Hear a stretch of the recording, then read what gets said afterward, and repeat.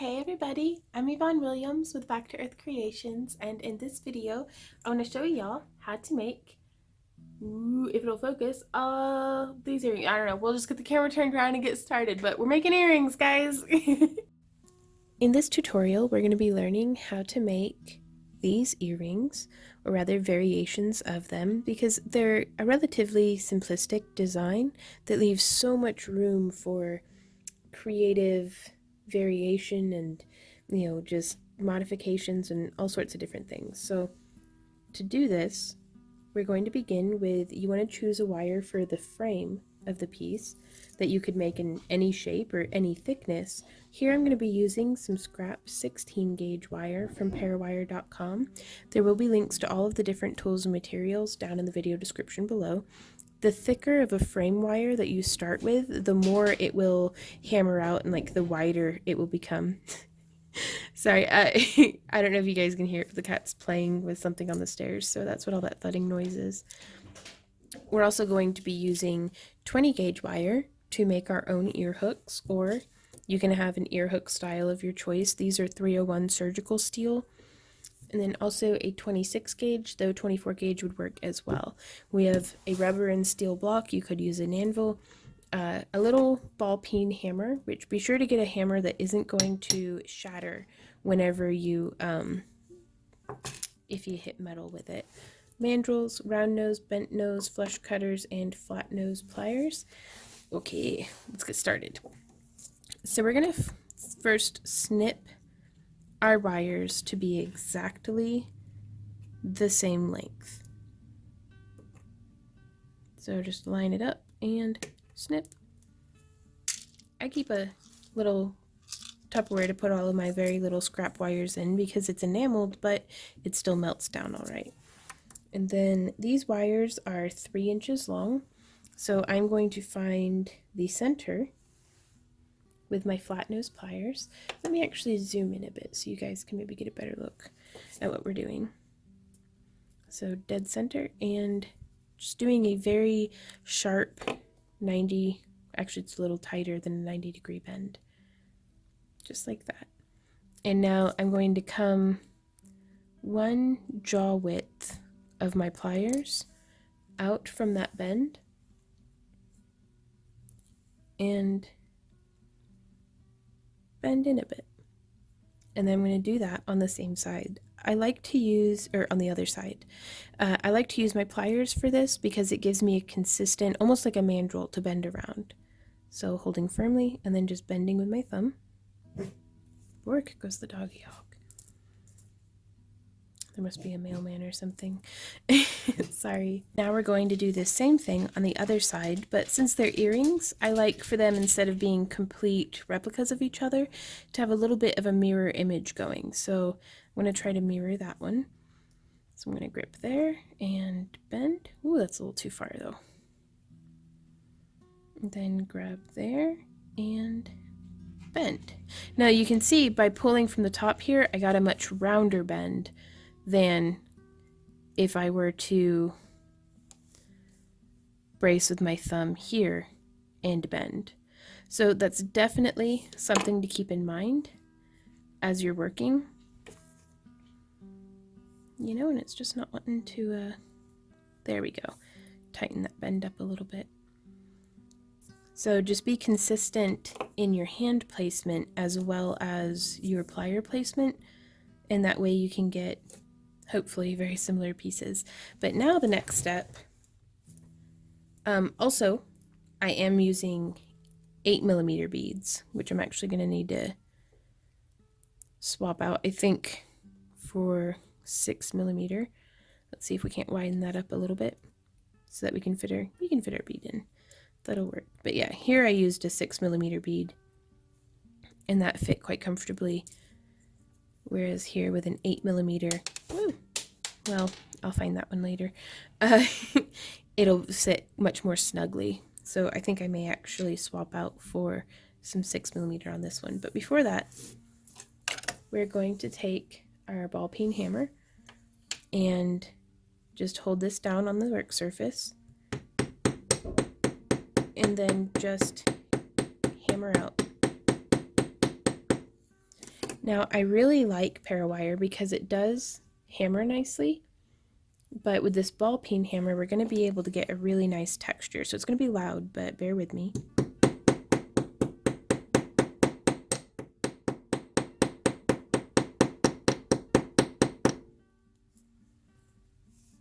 And if you don't want your fingertips in the way, you can actually use a piece of masking tape and you can just hammer right through the tape.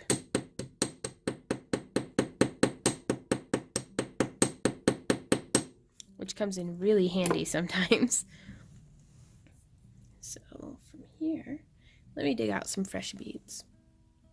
So now I have some beads in the same color as the original earrings, and I really like just how that sits framing it.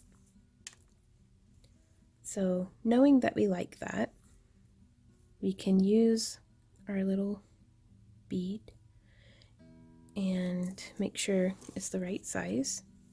Let's go ahead and do the other one to match. I've found I have better luck getting my earrings to match if I do, step 1 on both, which is, cut them to the same length. Step 2 on both, step 3 on both, as opposed to completing one earring and then trying to get the other one to match.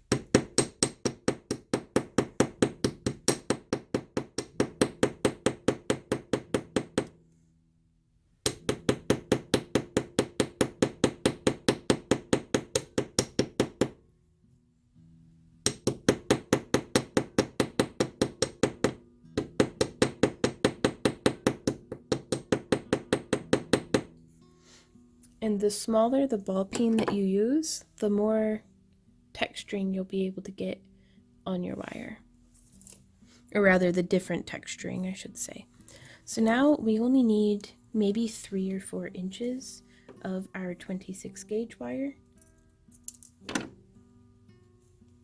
I like to give myself a little bit more than what I need. That way it gives me just a bit more to hold on to. And so I'm going to take this wire, our frame wire, and just open it a little bit. That'll give me more room to be able to weave. So holding on to the tail of our wire, I am now going to do 1, 2, 3, 4, 5 wraps like that and compress that down to my fingernails.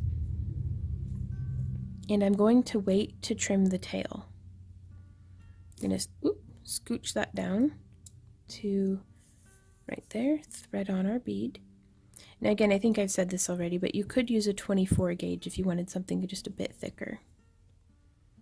And I want the coils stacked on the same side. So I'm just going to kind of sew through there, almost as though the wire were a needle and thread. So there's 1 rotation, 2 rotations. This is where some pliers come in handy. Just tools are a wonderful thing. Don't make your project harder than it has to be by stressing your hands out. There's that. Hush, puppy.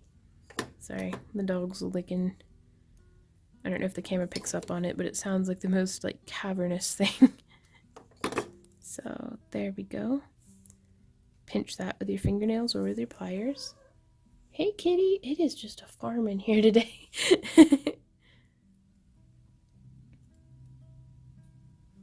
So just like that. I know, it's hard being a kitten. And the reason why I leave the tail on there is whenever I'm pulling tight, I don't want to, unspiral or uncoil my work. So now also I'm going to open that up just a bit and snip there. Open this up just a bit and snip there. Because again, with them being earrings, there's going to be a lot of movement because they are dangles. And there's potential for them to snag in just about everything. So like a scarf or the collar of a jacket or your hair or, just what have you. So the cleaner and more flush we make our ends, the better. So there's that one. And so now from here, we can take this and push our wire ends a little more snugly. and an option. So we could come in with our nylon jaw pliers and hold it, and this gives, just like how we used our flat nose pliers at the beginning to behave as a mandrel to control that distance, we can use our nylon jaw pliers as a mandrel to control this next step, which you could use your pliers or your fingers, but I'm just going to do a cross here and then do a twist tie style twisting. And here at the end, this is a pretty stiff wire, just because it's been hammered and worked with and all sorts of stuff. I'm going to use the pliers to protect my fingers. So we have a little bit of a twist. And now we can come in with, I'm going to use the brass head of a jeweler's hammer.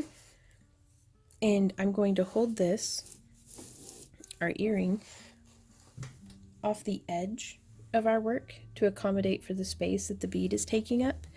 And then I'm just going to hammer, so it's going to be loud again.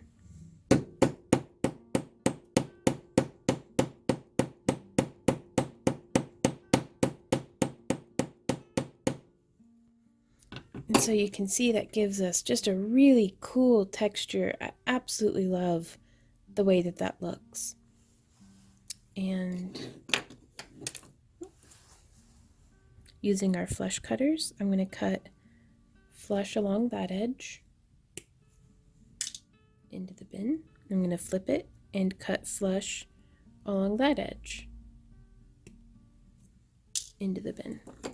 Now we could go ahead and file that down.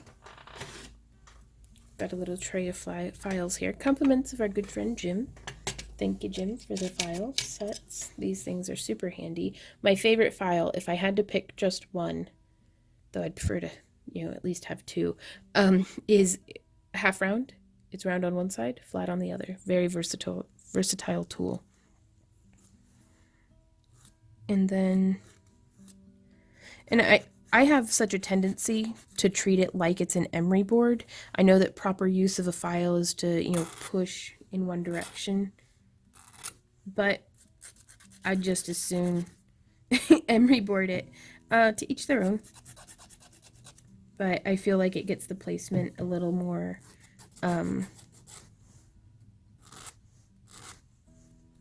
I'm just happier with it, honestly. And whenever it comes to crafting, I don't feel like a person needs much justification beyond, well, this is the way I like to do it, so that's how I do it. And now I'm going to use our nylon jaw to grip it, center it up just a little bit more. And now this is the hammered side, so that's the side that I went on the front. I'm going to use our flat nose pliers to grip it.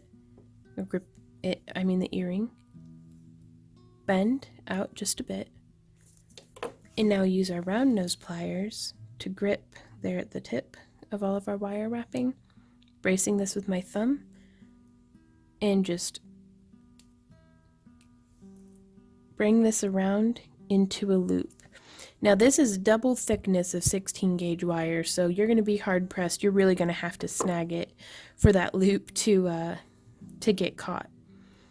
Now here on this earring, I had done a little bit of a tighter geometric shape, so it showed off a little bit more of that of the twisting, but this is still a nice effect. And so we would repeat that same thing for the other earring, but for the sake of making this a timely tutorial, we're going to move along to finishing just the one. Now we have some 20 gauge wire here. I'm cutting off 3 or 4 inches. Again, I like to give myself a little bit more than what is necessary. Again, on these earrings, I just attached with a jump ring, 18 gauge 3/16 jump ring, to a pre-made ear hook. But if you want to make your own ear hooks, you can use a mandrel. Again, before we do any kind of wrapping or anything, I'm just going to use our file to round down the end of our wire.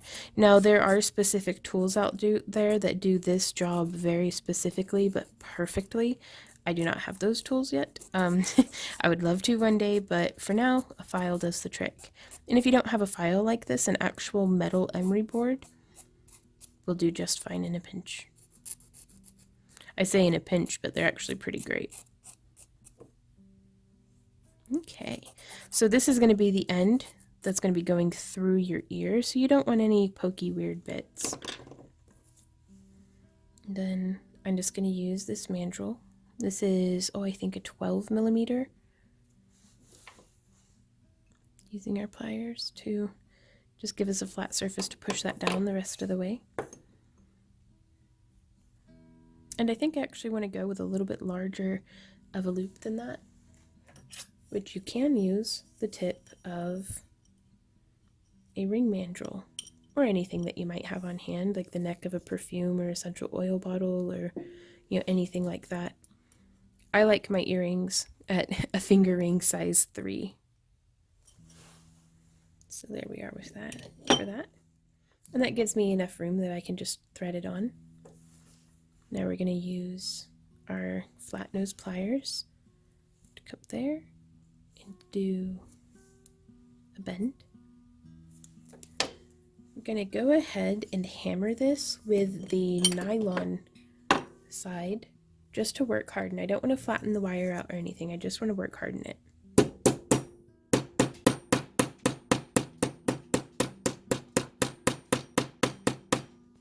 Flipping it over.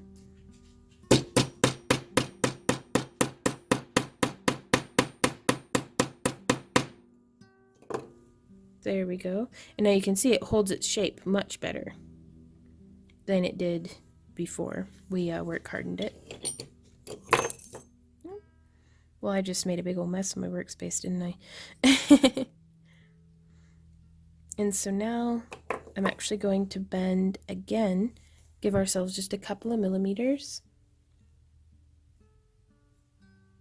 maybe 3 millimeters, and bend perpendicular to what we're doing, turning it from a 2D earring into a 3D earring, if that makes sense.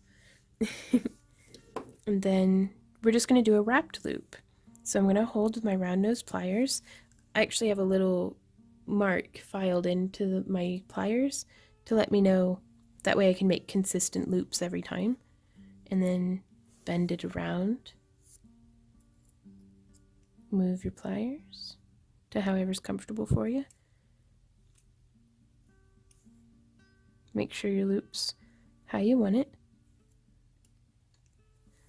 And now I like to just hold this stable in my left hand, and my right hand grab my pliers and just wrap this a few times around the neck of our earring. And what I mean by that is I always think of my loops kind of like the head, and then that would be the neck, and this is the body. So we just wrap it like it's a little scarf. Get in there with our snips, and we could snip, or if you wanted to, you could do a cute little curly Q spiral, or, however. Tuck the pokey bit. I find it's always a good idea to clean and tidy your work as you go, because that way you don't forget about it. And now I think I'm actually just going to open this guy up just a bit. Thread that onto the ear hook. And putting our pliers back in, smushing that on down. There we are. So there we have a very nice, completely handmade earring. And if you wanted it even more handmade, you could make your own little beads out of polymer clay or resin or something. So, or do another little wire wrap piece, like a little coil, or I'm not kidding when I say there's infinite variations of how we could go about doing this. So, and then just do that like a million more times.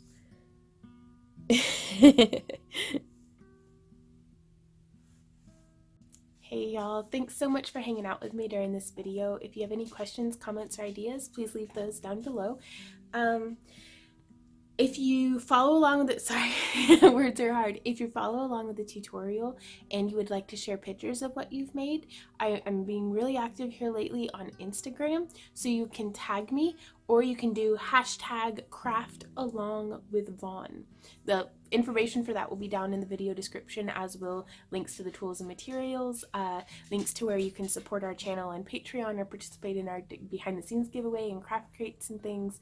So be sure to check that out. But I really appreciate y'all joining me today. So until next time, happy crafting. Bye.